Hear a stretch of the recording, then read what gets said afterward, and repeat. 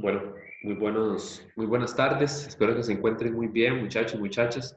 Eh, este primer video que estoy grabando va a estar dirigido fundamentalmente para el tema en específico del pensamiento platónico, el pensamiento político de Platón, con dos puntos iniciales. Uno es la contextualización y dos es el desarrollo ontológico y epistemológico de Platón y su formación de comprensión de la realidad. Esto por un lado. Posteriormente vamos a estar trabajando el tema de la justicia y el tema de la distribución que Platón hace respecto a las constituciones y la importancia del pensamiento platónico para la ciencia política, por supuesto. Para iniciar, les comparto pantalla. En este caso vamos a estar trabajando, como ya les mencioné, en la contextualización del momento en que se desarrolla Platón como filósofo. Es importante mencionar que nace, digamos, en el mismo y el preciso momento en el cual las guerras del Peloponeso se estaban desarrollando.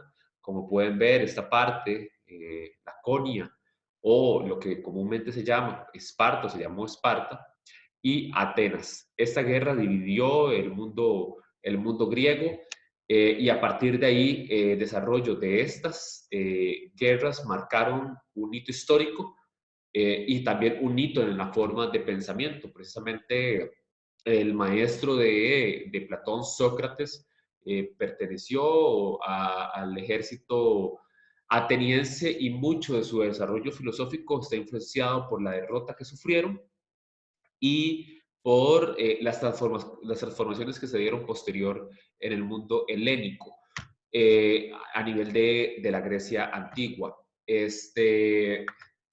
Posterior a esto, es importante reseñar que en la Grecia antigua los distintos estados, como pueden ver acá, hay distintos estados que demuestran la distribución bastante fragmentada que había en el mundo helénico. Las ciudades-estado o las polis eran aquel modo de convivencia y de estructura política organizacional que se da en un término medio entre las tribus por un lado y la forma de organización del imperio por el otro.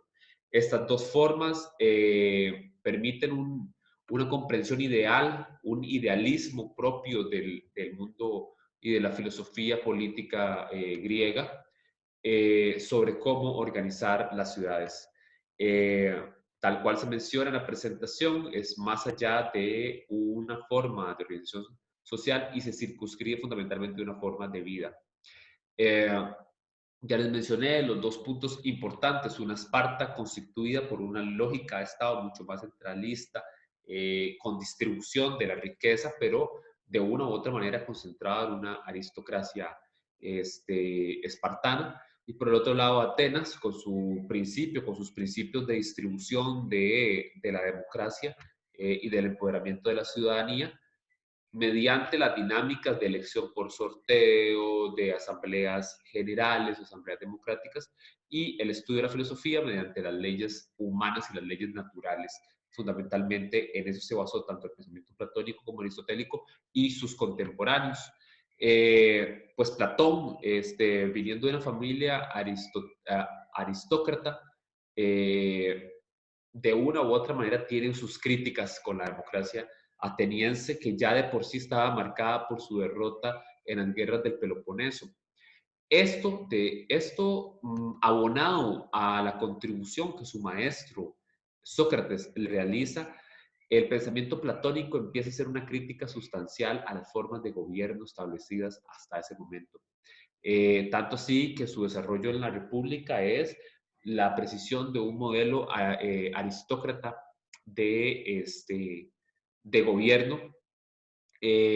Platón funda la academia, que la academia va a estar presente alrededor de hasta el 358 después de Cristo, alrededor de unos 400 años de solvencia de este espacio de formación en el cual el principio básico era conocimiento de la geometría. Este, Platón desarrolla varios viajes alrededor del Egeo y a partir de ahí su conocimiento sobre las distintas constituciones con base en la observación. El método que utiliza Platón para el desarrollo de sus textos es el método de los diálogos, como ustedes pueden observar o lo leyeron en la República, eso espero. El método que utiliza es el diálogo y fundamentalmente diálogo con Sócrates, su maestro. Es decir, de una u otra manera se ha llegado a especular si realmente Sócrates existió o meramente fue la invención del mismo Platón para dialogar. El diálogo abonado con la lógica de la dialéctica y la mayéutica abona una sustancia fuerte a nivel metodológico de la construcción de sus textos. A nivel ontológico hay un principio básico que es el dualismo, no solo a nivel de lo ontológico, sino de lo epistemológico.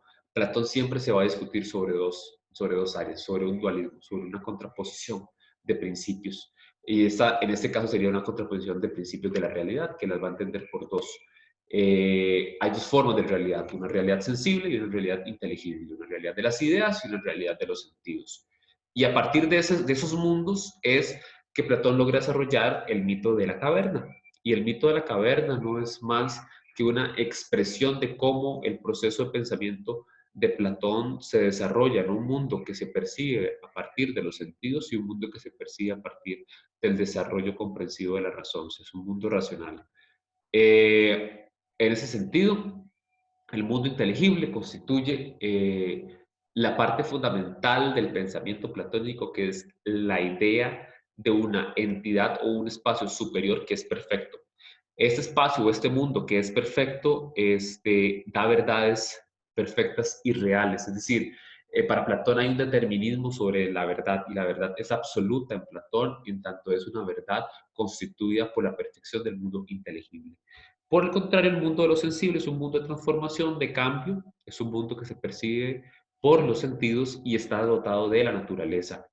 Es un mundo imperfecto, a diferencia del mundo de lo sensible. Estas dos formas de realidad son sustanciales y son los puntos de partida sobre los cuales Platón logra desarrollarse y logra desarrollar su pensamiento. A nivel de la epistemología, si la ontología es qué lo conocemos, la epistemología es cómo lo conocemos. Y la forma de conocer la realidad para Platón es de dos tipos, mediante la razón o mediante los sentidos. Y hay un conocimiento sensible, que es de los sentidos, y un conocimiento inteligible, que es de la razón. Ya el conocimiento de lo sensible es un conocimiento que está en constante cambio y en transformación, porque lo que nosotros observamos es meramente el mundo de las ideas, perdón, el mundo de lo imperfecto y de aquello que las ideas nos otorgan. Esta razón nos permite comprender las ideas y las cosas, ¿verdad? En este sentido, la única manera de entender lo que es mediante el proceso de racionalidad. Y estas ideas, como ya se los mencionaba, son inmutables, independientes y universales, es decir, son perfectas. La inmutabilidad, la independencia y la universalidad de estas ideas es lo que hace una determinación absoluta del pensamiento platónico sobre las formas de pensamiento, más allá de la razón, que serían en este caso los sentidos. Esta lógica epistemológica lo que hace son proyecciones, es decir, el mundo de la razón, el mundo de las ideas, nos proyecta al mundo de los sentidos meramente sombras, meramente especulaciones de algo que ya está y que es perfecto y que es dado y que es incuestionable.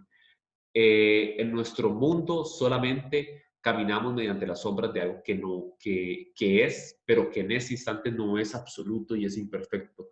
Es decir, serían copias mal elaboradas de un documento, este mundo de los sentidos, y el original estaría presente en el mundo de la razón. Esta dualidad del conocimiento de Platón es fundamental porque a partir de ello es que Platón desarrolla su tesis sobre la justicia, y la justicia no es nada más allá del bien supremo, y ese bien supremo es un bien perfecto. Eh, lo que nosotros hacemos acá es meramente una copia de esa justicia. La búsqueda ulterior del ser humano para Platón es la búsqueda de la justicia. esto está también dado por su contexto, fundamentalmente porque venía de un momento en el que la Atenas helénica posguerra del Peloponeso estaba dada por sistemas de distribución desiguales, por una Esparta que ya había arrasado con Atenas y que Platón lo que buscaba era la construcción de un mundo ideal, un mundo mejor que de una u otra manera era un mundo sacado, digamos, de esa idea de perfección. Eh, la epistemología en Platón, como ya se los mencionaba y en resumidas cuentas, es a partir de la esencia. Y la esencia solo es conocida por la filosofía. Y la filosofía mera y llanamente es el amar la sabiduría y el amar las formas de pensar. Es decir, el amor hacia la racionalidad. Esa esencia, que esa esencia es ulterior a la forma y está dada por la idea, y esa idea es perfecta y está en el mundo del inteligible, solo se logra mediante la comprensión y la aprehensión de la racionalidad. En ese sentido, la realidad no la conocemos como tal, pero cuando nos aproximamos a ella es mediante la esencia y la elevación de esa comprensión. En este sentido, como ustedes pueden ver, Aristóteles siempre Platón siempre parte de una dualidad. En este caso, la esencia y la apariencia. La apariencia es en el mundo de los sentidos, la esencia es en el mundo de la razón. La realidad está en la idea de perfección y el sueño es meramente la idea que nos proyecta los sentidos. Y esto se decanta en la distribución que Platón hace sobre la ciencia, la doxa y la ignorancia. Es que es mediante la ciencia, según Platón, mediante la ciencia y la filosofía, la geometría, la cual nosotros como seres humanos vamos a conocer la realidad. En medio de eso se encuentra la doxa, que es el sentido común. No es un sentido perfecto y no es un sentido racionalizado. Es meramente un sentido de las sombras, de lo cotidiano. Y por el otro lado tenemos la ignorancia, la doxa en el centro. Se es en cuanto a razón y no se es en cuanto a ignorancia. Es decir, lo que ignoramos no nos hace ser. Y eso es fundamental en el pensamiento platónico. Y esto lo que nos lleva es al método mera y puro de Platón, que es la dialéctica. Aún hoy en día establecida, se la simplifico, es aún más compleja, pero simplificada es, hay una tesis, hay una antítesis, es decir, la contrariedad de esa tesis que va a derivar siempre en una contradicción que es una síntesis. Esa síntesis no es una síntesis completa, es una síntesis que posiblemente o se convierte en una tesis 1 o se convierte en una antítesis 2. Y que deriva también de su movimiento en la realidad social y política. Esto es fundamental porque a partir de esto el desarrollo de la ciencia, de la ciencia política y de la teoría política, sobre todo la hegeliana, las derivaciones marxistas y las derivaciones post-hegelianas y post-marxistas, pues obviamente capturan la lógica de la dialéctica como el método de comprensión de la realidad. Derivados de su idealismo, ¿verdad? Su idealismo se deja de lado y en este caso se sobrepasa para otras acepciones. Para Platón hay una distribución entre lo menos real y lo más real y es muy sencilla. Es decir, si la ontología es qué conocemos y la epistemología es cómo conocemos eso, para Platón la ontología menos real son las sombras y lo hacemos mediante la imaginación, es decir, mediante nuestro proceso imaginativo. Esto es lo menos real.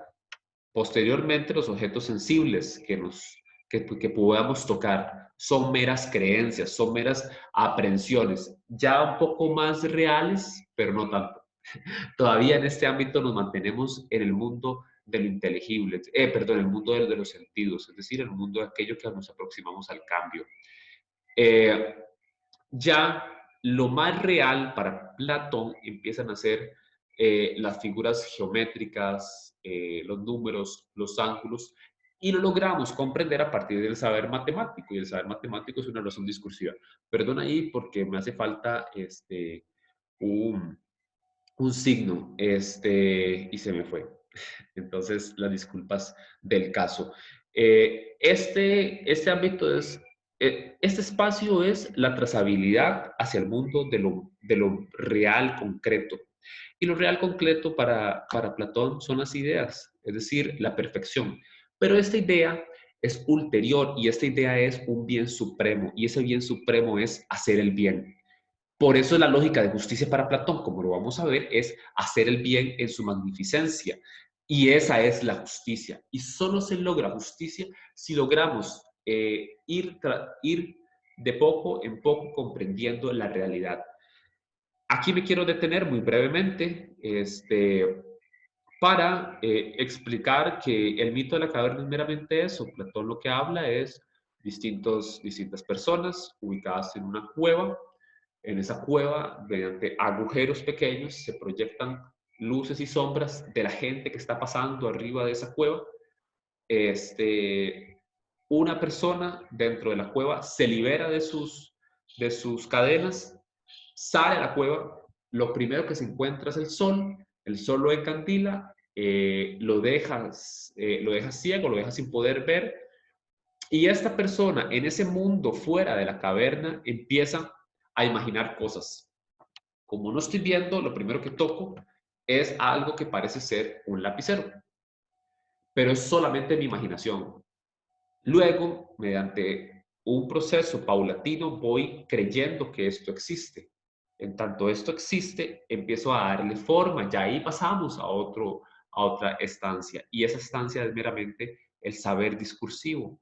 Ya ahí empiezo a tomarle forma a esto. Y mediante el entendimiento y la filosofía misma, voy comprendiendo que esto es un lapicero, dándole su uso, dándole su forma de cambio misma, pero es un proceso paulatino.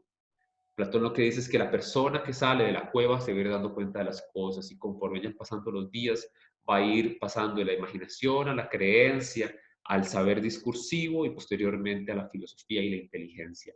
Es un proceso paulatino donde poco a poco va recuperando la vista y se va dando cuenta que la realidad en la que vivía no era más que una realidad falsa, una realidad de sombras, en la cual esa realidad de sombras está dada por una realidad superior, que es este mundo de lo inteligible.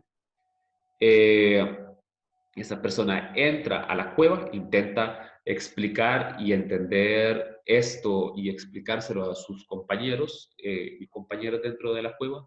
Se ríen de esa persona, no le hacen caso, pero esa persona ya alcanzó un nivel superior, es el nivel de la filosofía. Y ese nivel de la filosofía al final del día tiene una razón práctica. La razón práctica de eso es que la persona que llegue a ocupar los cargos públicos tiene que ser una persona simple y llanamente que ya haya pasado por todo este proceso y que tenga la capacidad de comprensión de la realidad muchísimo más potente. De ahí la famosísima frase del filósofo rey de Platón, que es el prototipo de gobernante que Platón busca. O que Platón plantea. Como pueden ver, sigue siendo un ideal.